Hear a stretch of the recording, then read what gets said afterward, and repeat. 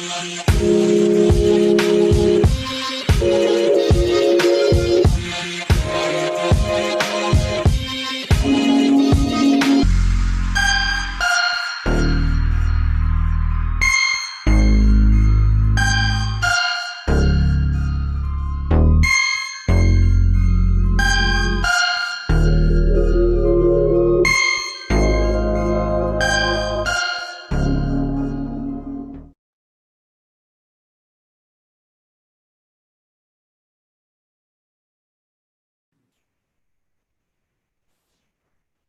very warm welcome to all the viewers watching the show. We are on the 8th episode today on our Saturday Talks with Experts, where we are going to discuss about public relations and integrated communications and its opportunities. This show is presented to you by Prime Point Foundation, a non-profit organization since 2000 to groom youngsters in various spheres of profession. And we have the two initiatives of Prime Point Foundation, which are NGPL, Next Gen Political Leaders, an NGO to nurture young budding politicians in our country. And we also have Presence, a national monthly e-zine since 2006, started to promote positive journalism as our associate partners. Talking about today's show, we have an amazing expert who has been in the public relations industry for over 22 years. Mr. Vikram Kharvi is the Vice President of Corporate Reputation Practice at Ad Factors PR, the leading PR agency in South Asia. He has vast experience in using communications for branding and marketing, right from huge organizations to startups to individuals. Welcome to the show, Mr. Vikram Kharvi. How are you doing today? Thank you, Sukruti. I'm doing quite well, and thank you for the opportunity for calling me here. And thank you, PR Science, Primetime Foundation, sir, for having me on the show.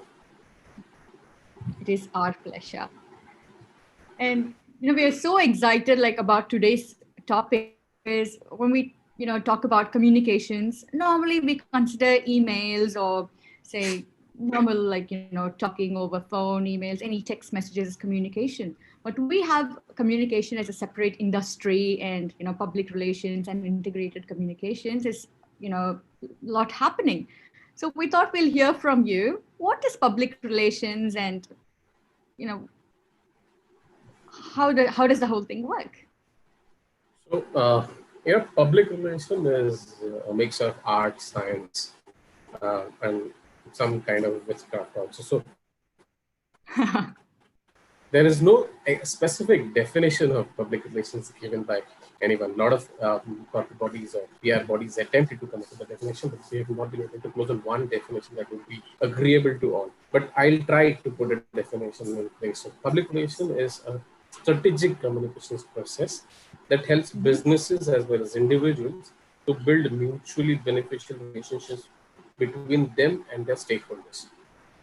And in this, public relations practitioners, or we call PR practitioners, help these individuals and businesses to cultivate a positive reputation through various unpaid and earned communications, mostly unpaid communications. When I say unpaid and earned, it's not paid for, but it's earned or it's editorially led in traditional media, social media, and including in-person engagements. And at times, they also come in the forefront to defend the brand reputation in times of crisis and helps protect the credibility of the brand.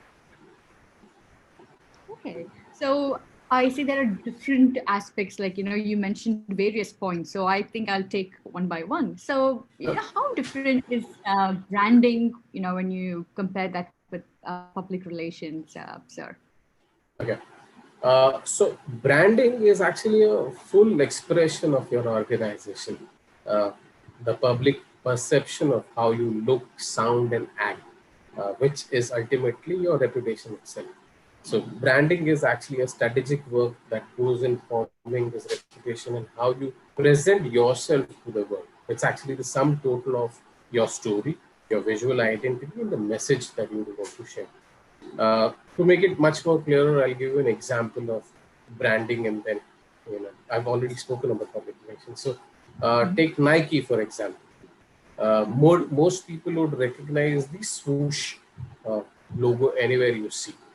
But Nike brand experience is lot more than the logo that you see. If you just put that logo swish mark, then it actually doesn't mean anything apart from just being a stylized check mark kind of thing. But what makes Nike is the meaning that's been carefully built into that symbol or multiple touch points over the period of time. The feeling of athleticism, even invincibility that the swoosh sign represents, the endorsements and the images of athletes winning championship and crushing the world record, the stories of unrelenting perseverance of human triumph. All this represents Nike. So Nike's brand reputation is one of victory. The promise that Nike makes that if you be a consumer, you'll also be like Nike, and that you buy. So that is branding. While public relations, as I spoke, it helps organizations generate positive perceptions through media relations and ongoing focus on the reputation management. Of course, it's largely responsible for interacting with the stakeholders in a time-sensitive manner. So you need to be very conscious of the timing that when you're dealing in PR. It's also a valuable outlet for messages that you want to relate out to your target audience. So branding can be an overall umbrella. PR could be, a vehicle that takes your messages to the stakeholders. That's interesting because when we back like during my childhood days, like we used to remember the Amul girl, utterly butterly delicious, and we used to have many jingles. So, is there a lot of research and lot of work done behind these branding scenarios, or Of course, I how mean, does yeah, go ahead. So, when you take one ad, because, about the Nike, when you mentioned, okay, as you say, a person who wears it will have that, they can relate themselves to a sports person that they're going to conquer and crush the day, they're going to do well. Yeah. So, is there, how much work is behind every ad or every brand message that is being sent? So there's a lot of work behind coming out of any messaging or even branding. You need to understand consumer sentiments. You need to understand how consumers treat. You need to understand the environment that you're living in. You need to know what your competition is doing, where your competition is heading to, the time that you're living in, the audience that you're talking to. Is it millennial audience? Is it younger audience?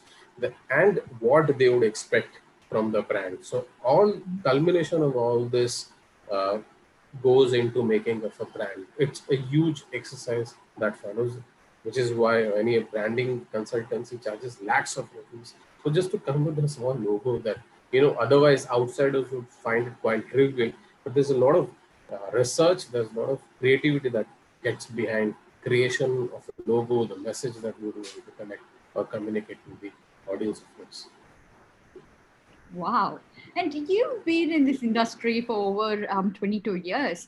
So how was, this industry back then when you started, and how is it evolving, sir? Do you actually witness huge difference? Uh, I started with this industry, say about 15 years back, but this industry is into existence since long. I mean, as long as you would say, uh, as old as human civilization. It's not a new industry as such. To take you back to the age of Ramayana, where this character called Bhatru, who used to be there, used to report to Rama about what's happening in his constituency or in his kingdom. So he used to put that Mhm. popular feelings and perception. Even somebody like Jesus Christ sent his 12 disciples out to spread Christianity. Same with Gautam Buddha and Shankaracharya, Nanak, or Kabir. They were master communicators. They sent the disciples out to spread the message uh, that they were preaching. And they preached in a form of an idiom, which was very, very easy to understand. Even Mhm. Ashoka's rock inscriptions, if you see, they were written in local dialects for easy communication. So, and he sent his own children uh, out to expand. Buddhism. And from that perspective, his daughter Sanghamitra could be even called as the first public relations executive. So it's that old. Uh, a very systematic, organized public relations started in India by Indian Railways. So that then it used to be called as Great Indian Peninsular Railways, and they had first carried out a campaign in England to attract tourists to India. So that was the first example of PR that we could see. Uh, During the First World War, the government of India set up Central Publicity Board. This was probably the first organized PR in India. Then it was renamed to Central Bureau of Information back in 1947. More in the corporate sector, it was Tata's who actually formally set up a PR division back in 1943. It was headed by Shri Minu Masani. You should read about the gentleman. I mean, he was probably the father of public relations back in India then. And then obviously a lot of PSUs like HMT, if you know, PHEL, Bhilai Steel Plant, NTPC, Indian Oil, VSNL, which is today Tata Communication, NHPC, and ONGC. These are the people who actually adopted public relations in its true sense back then. The journey of PR consultancies in India actually started as offshoots of advertising agencies. Ogilvy was the first one to set up base in India, and this was back in 1980s. Then the growth was not that great, but around 1980s, about in 1986, the actual beginning of PR happened. It was, and you would believe, the first known PR agency was started by someone called Charanjit Singh from Chandigarh. So first PR agency was set up in Chandigarh, who was working with a German company, and he set up Core PR along with his friends like Neil Gandan of Pfizer, Srivasan sir would agree with me, Ajit Gopal of Air India, if you have heard about it, Anil Basu of Goodyear, and I don't know if you know Roger Pereira, the good old man of PR, started his agency in 1988, which was then later acquired by Edelman. And obviously post liberalization, 1991, the growth of PR actually started. So we have other PR agencies like Sampark PR, my first public relations firm that I joined. So I was started in 1994. Then came Clea, started in 1994, 5 actually. Lexicon started, I think, in 1996. And Ad Factors PR, that the firm that I worked for, was started in 1997. So there were, and along with that, in 2000 actually saw international PR firms coming into India. The first one to come was Genesis, actually BM Burston Master, which acquired Genesis. It was a full buyout and the first that the PR industry had seen. And then MSL Group invested in Hanmer and Partners. And of course, Edelman came in by acquiring Roger Pereira then. So PR consultancy business is like, you can say about 25, 30-year-old kind of thing. Organized public relations consultancy business is kind of 30 years old. I started in my real PR journey about 15 years back. So I started with a hotel. That was the resort in Malad. And then I worked with another hotel and a hotel magazine, Express Hospitality, and then I joined Sampark.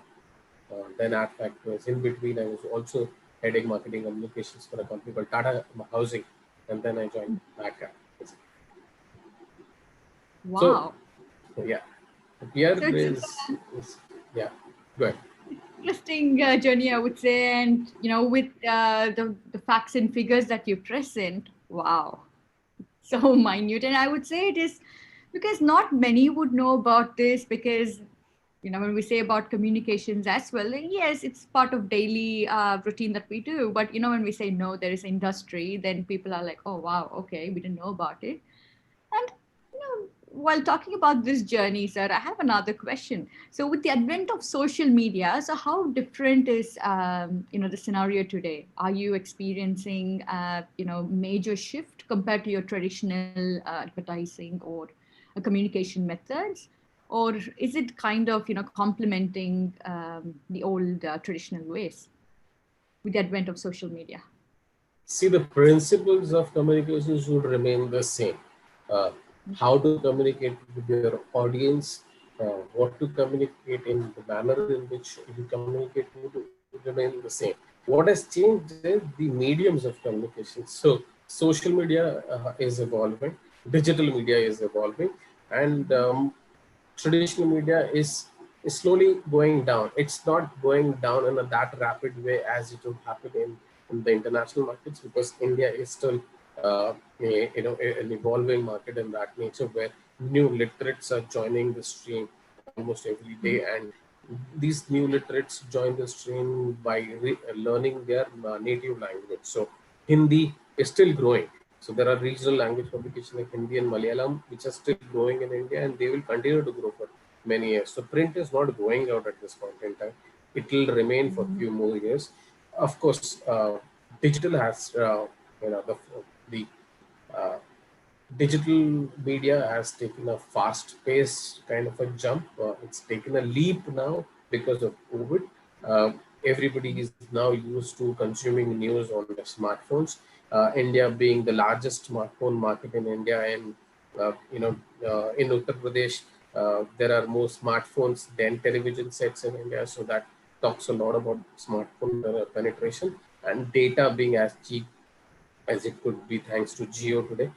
Everybody is able to consume news not only on the websites, news portals, but even through social media. The growth of TikTok itself says how efficiently they're consuming content online. So this has changed today. The way you consume content, the way you consume news has changed. So PR professionals will have to look at adopting themselves to the new methods of communications.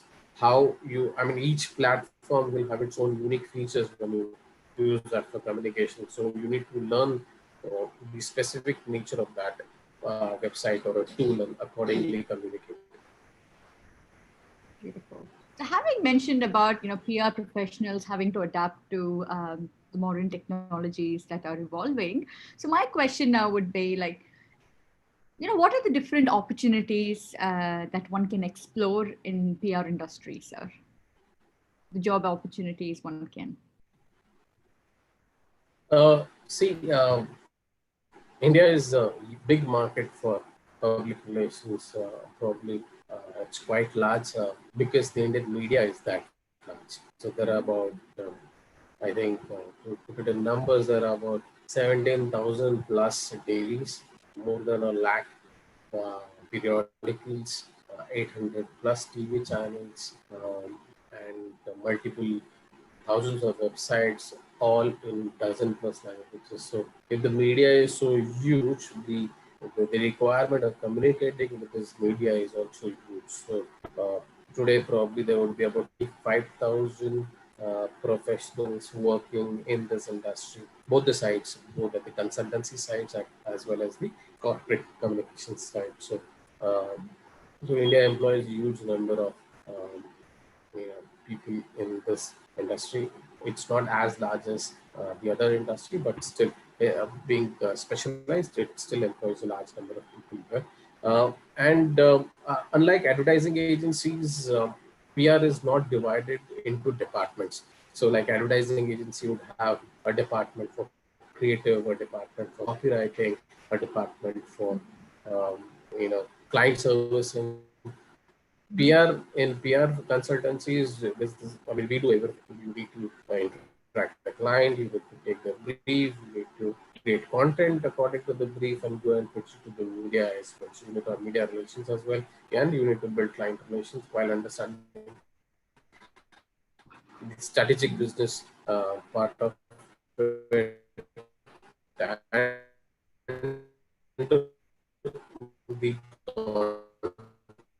and the creation capabilities as well. So you need to know a lot of things to be a PR professional enough job that takes a lot of hard work,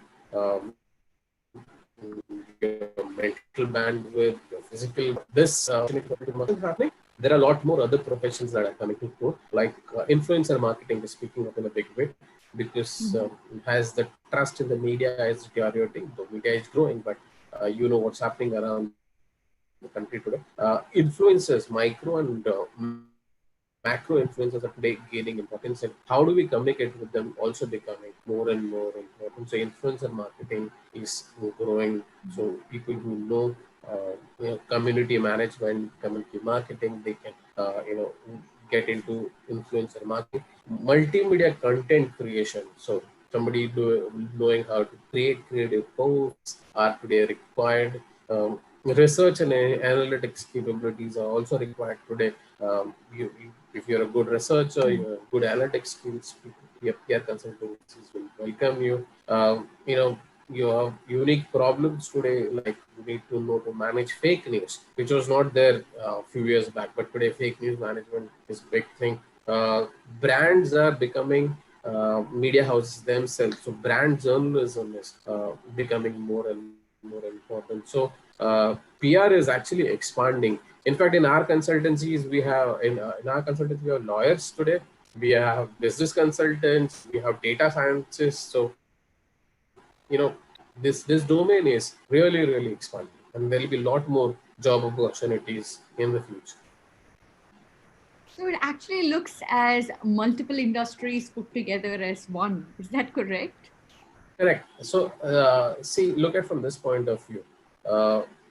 Visualize an organization, and you'll have multiple functions within that organization. And a CEO would be, more keen and interested in talking to the corporate communications function of that company, because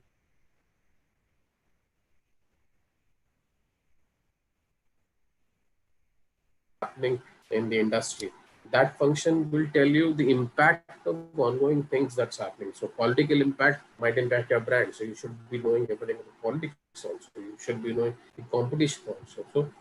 So it's all things put together. But a PR professional is, though the outside view of PR practitioners is not that great, because PR industry has not done a great job on educating outsiders or external audience about themselves. But a PR professional is a business strategist. A PR professional is apart from being a communication strategist, he knows competitive landscape and many more. Yes, it's many industries put together. Wow. He understands branding, he understands multiple things. Because I was like surprised when you mentioned there are in-house lawyers as well, and when you talk about data scientists, I'm like, wow, okay, there are so many. So I was actually about to ask, what would be the educational qualification, like say, to be part of the PR industry.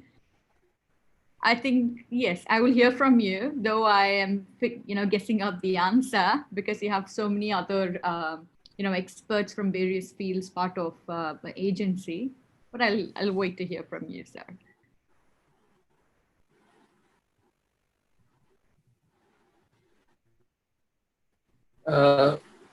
From not, I mean, you don't need a specialized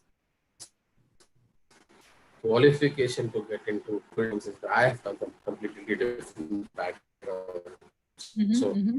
But today, it's more acceptable by the industry to take the new entrants from PR schools. So there are diploma level courses, the graduate level courses, and even postgraduate level courses that are there in the country today, through which you can join the industry. So there are about 80% of new professionals that are entering from PR schools. 10 to 15% of professionals are ex-journalists who are now looking at. In fact, the movement of ex-journalists to PR professionals is increasing because the attrition rate at the media is increasing. So a lot of ex-journalists are joining the industry today, and remaining are explorers from other professions who some survive and some cannot take the challenges that the industry puts in front of them. So truly, you don't need a real qualification as such, but you need to understand how the industry functions, how media functions. You need to have a right content writing skill. You need to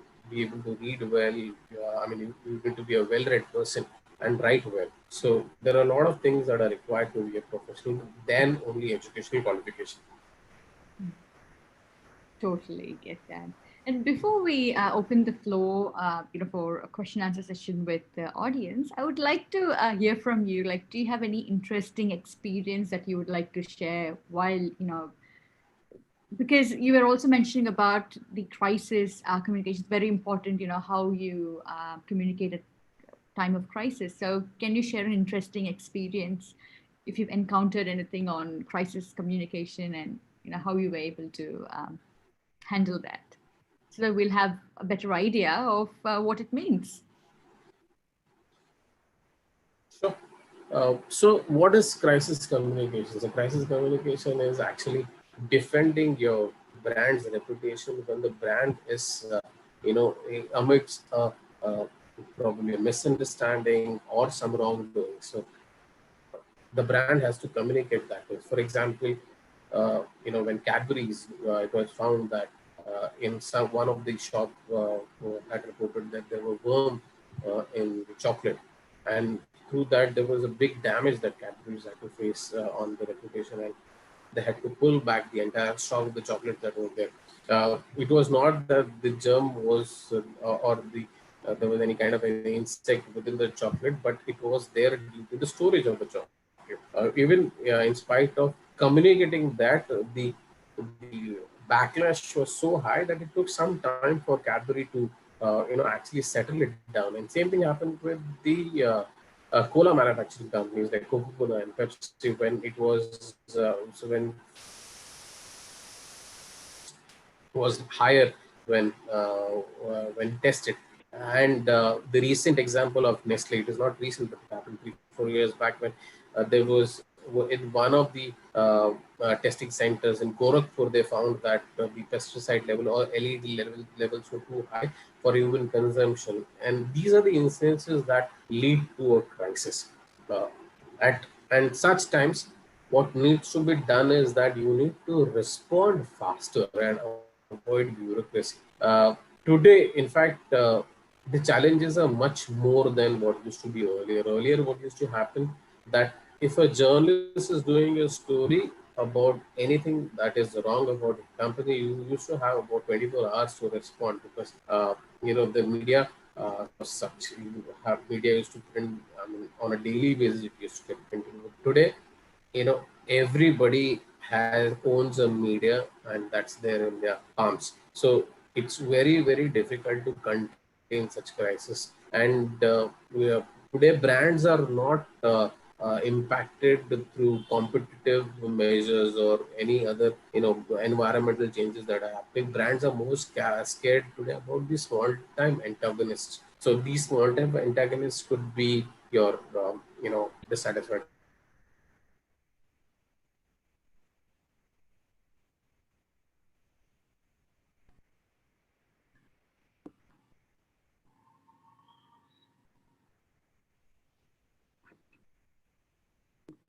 could be avoid bureaucracy and respond.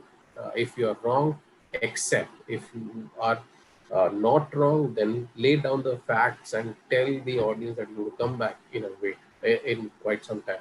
Usually, what happens in a corporate sector is that there are lawyers. They will try and find out the best possible words to be used, and what needs to be, what is right, what can be what backfire later on. That they need to take all these things into consideration, and while doing that, you lose a lot of crucial time, and you need to respond within 24 hours.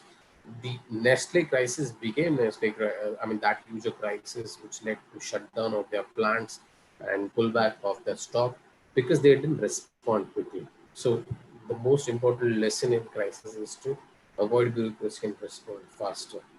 One additional thing I would like to mention is that you need to avoid, sometimes you need to avoid disproportionate use of force as well. So what I mean by disproportionate use of force is that never create a situation where there is something like David versus Goliath kind of a situation that is arising. I'll give you a small example. There was this lady who was unhappy with the uh, with the flat that she had taken from a large developer, and she tweeted something negative about that developer. That lady had only 20 followers, and this large developer, being that large, couldn't take that negative tweet in a right stand, and then their lawyers recommended them to file a suit against that lady, which they did. And until they filed this suit against that lady, nobody knew about the tweet that she had tweeted.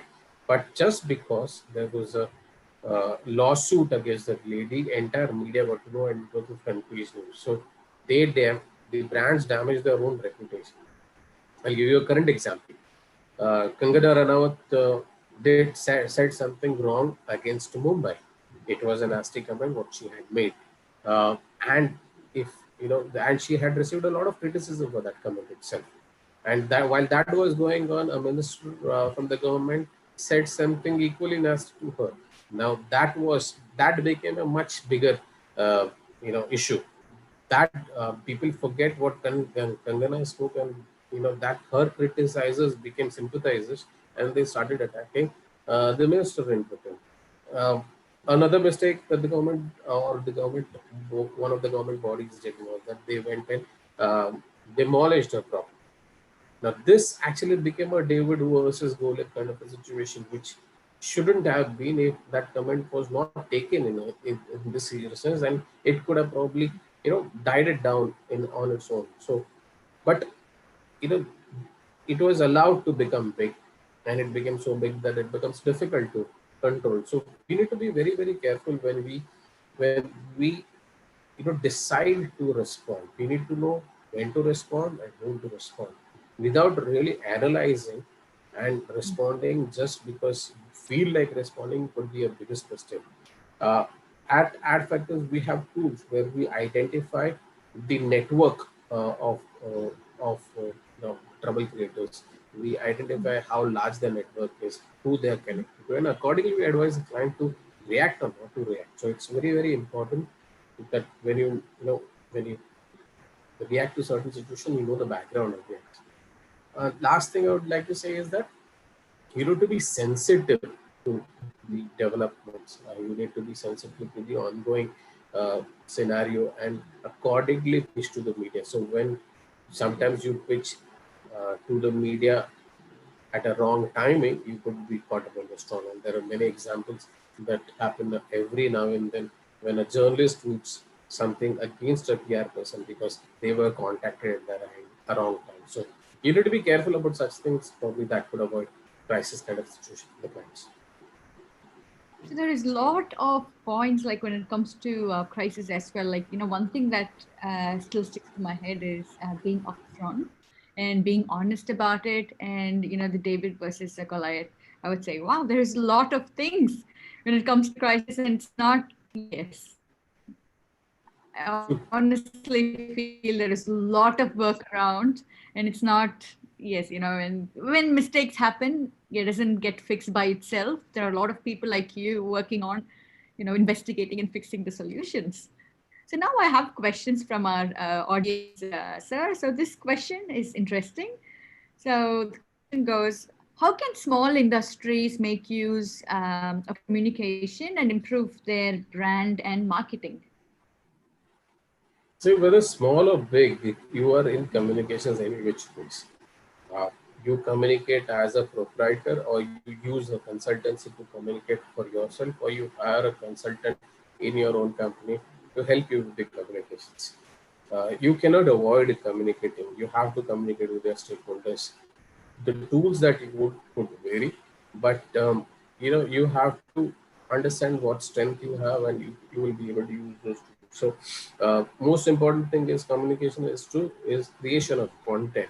Either you write the articles, or you get an author, someone who can help you write those articles or stories and participate in the media.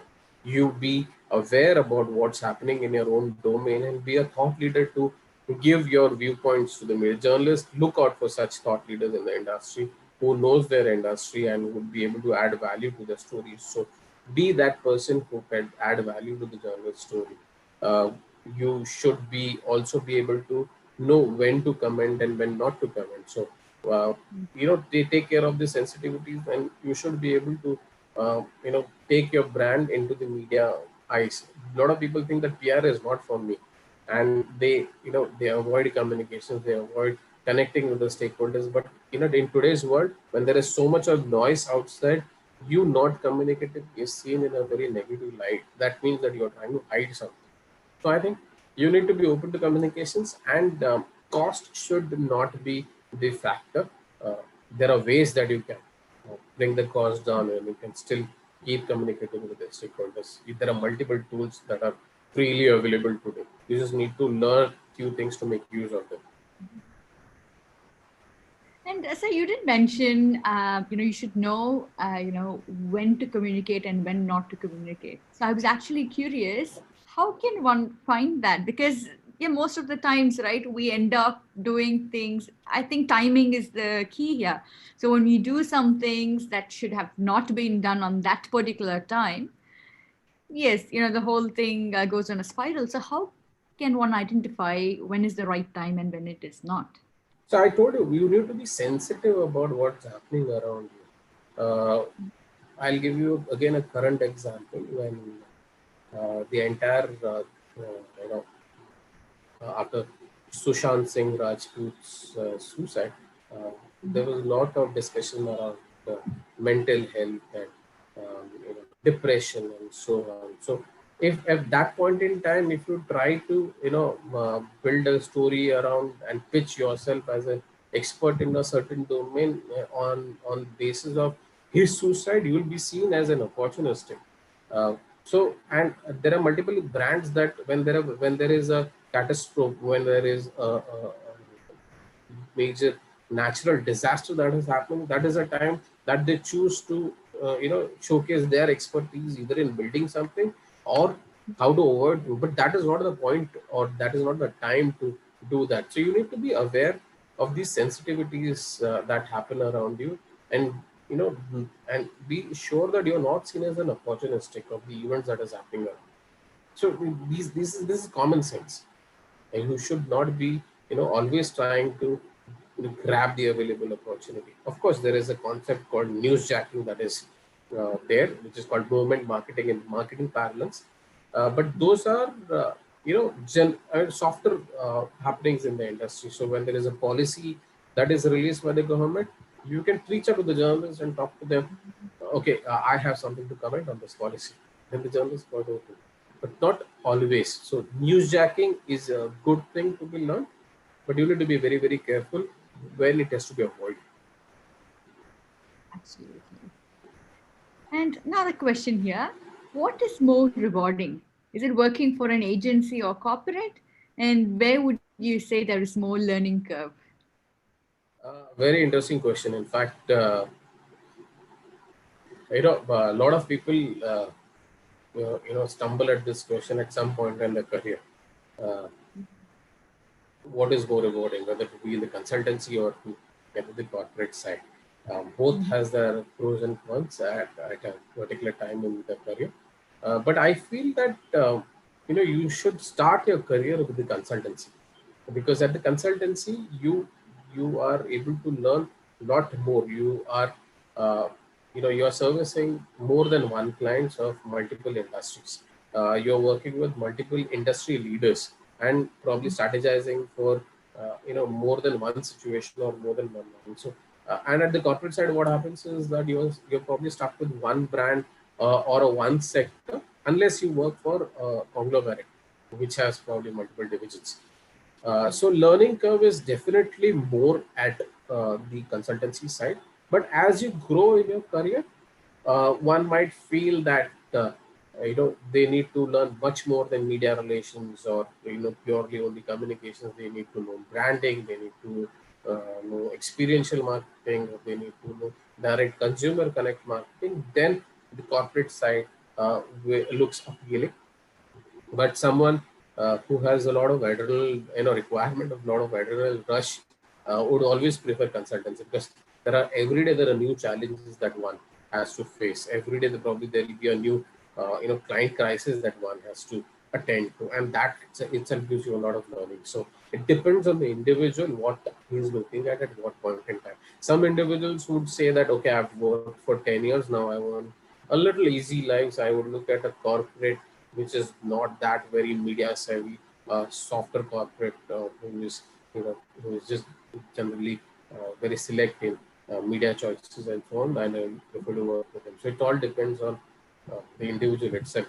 Then, depending on what is more rewarding. So in simple words, you've just told, if you want an action-packed day, you know where to go for, Correct. right? Correct. Correct.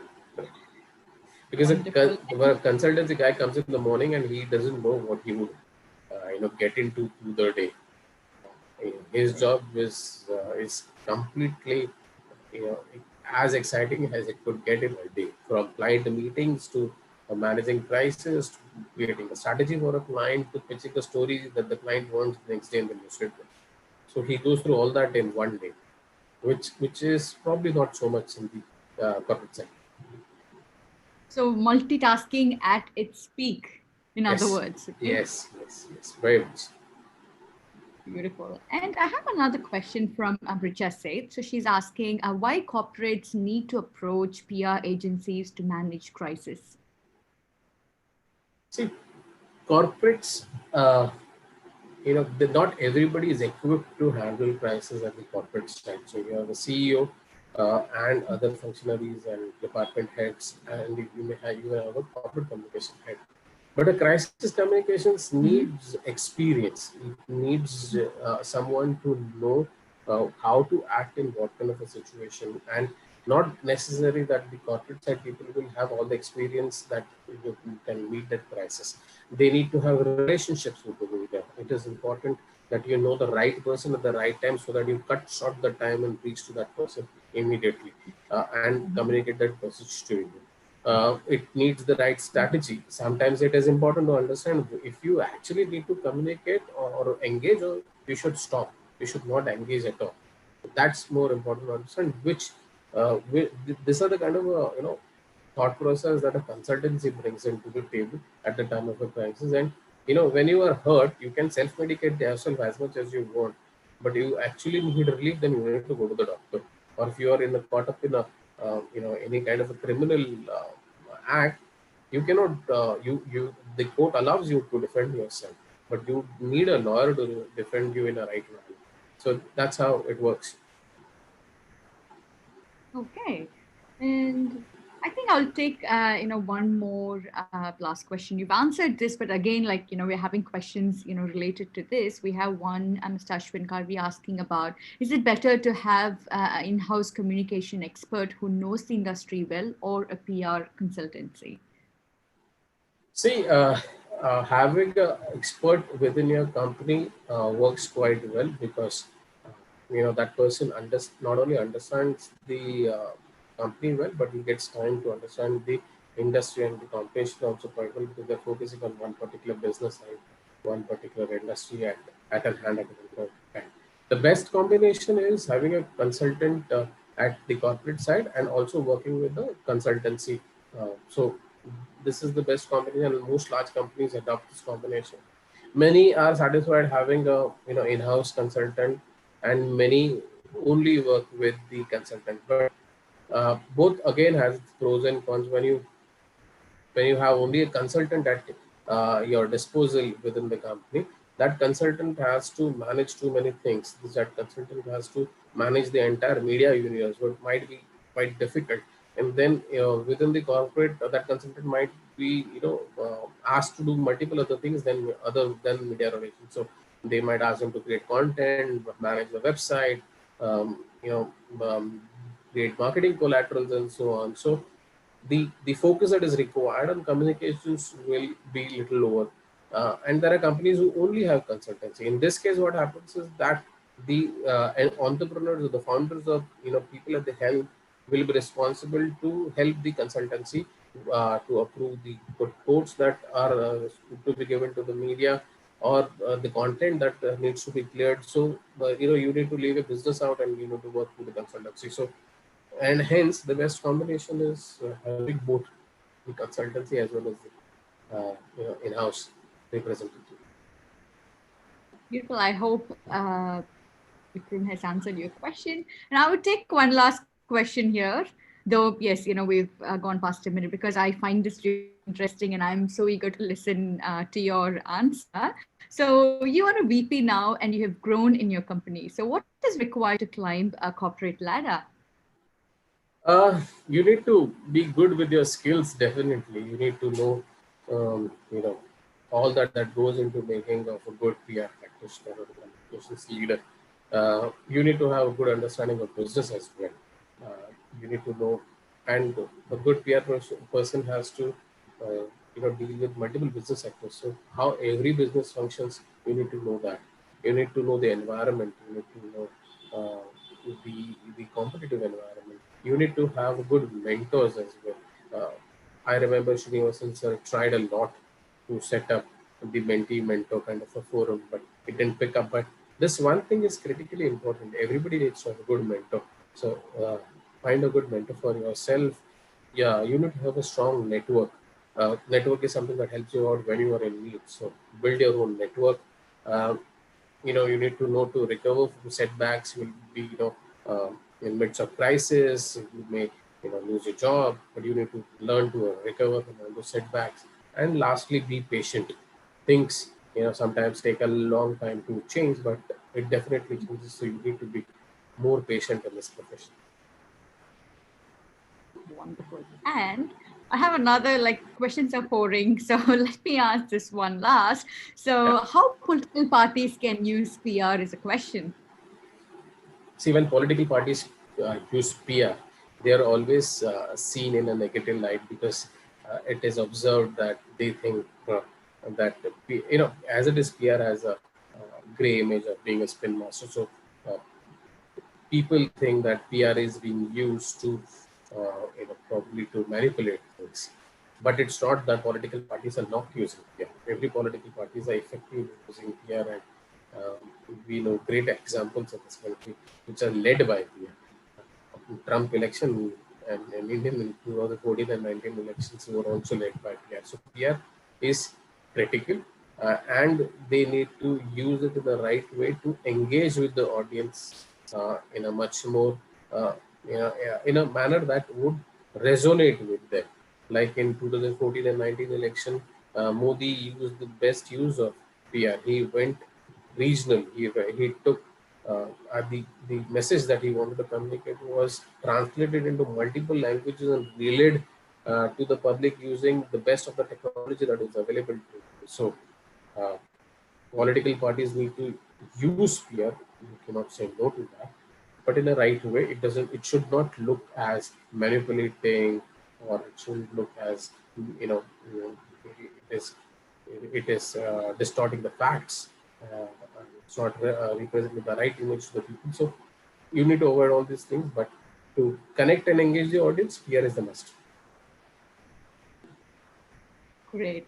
Questions are pouring, but yes, I know we've come to the end of the session. So what I could do is, if the audience, want to ask more questions, they want to get in touch with you, how can they do that, sir? So I'm quite active on LinkedIn, so they can connect with me on LinkedIn. Mm-hmm. It's easy to find me on LinkedIn. It's the URL ends with my name, Vikram Kharvi, and the same thing is my Twitter handle. You can ask questions to me on Twitter handle as well. You can write to me on email. My email address is pr.vikram@gmail.com, or you can WhatsApp me. It's my mobile number is 99301 43550. I run a PR forum called Indian PR Forum, which is quite active on WhatsApp. We have about 15 uh, different groups dedicated to each city. So you can join those groups. You can WhatsApp me your details and you can join those groups. The same forum is present on LinkedIn, on Facebook, and on Google Group. We started with Google Groups actually. So you can join us in any of the forums there. And a lot of discussions happen on this forum, a lot of learnings happen on this forum, and you can take advantage of it. I can't say enough thanks to you because you are very busy. Like, as you mentioned, you run so many forums, you are a vice president at your organization, and yet you're so active.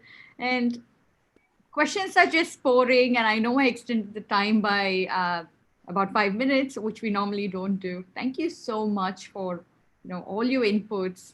And I would say it was more factual figures, like you gave us like precise facts, and it was really inspiring and motivating, I would say, because we didn't know that PR industry has so many other intertwined supporting bodies. Like you could be in any profession and yet be part of the PR industry. That was actually amazing. So thank you so much for your time, sir. And time just Thank, flew. yeah, thank you, Sukruti. Thank you for inviting me. Thank you, Prime Point Foundation again. Thank you, Srinivasan sir. You've been a mentor and a guide to me all my life. I started my career with your guidance. So thank you very much for all the support that you've been giving to. And Sukruti will be in touch. Thank you so much. Definitely. Thank you so much. And I hope all of you would have enjoyed this session like I did, because the time just flew. And with the questions you kept asking, I'm sure you were really engrossed into this topic. Next week, we're going to have Dr. Santosh Babu, IAS. He's going to talk about e-governance and the different opportunities that it offers. So next week, same time, the same window. Until then, we'll meet then. So until then, this is your Sukruti Narayanan signing off from Australia. Stay safe and see you next week. Bye.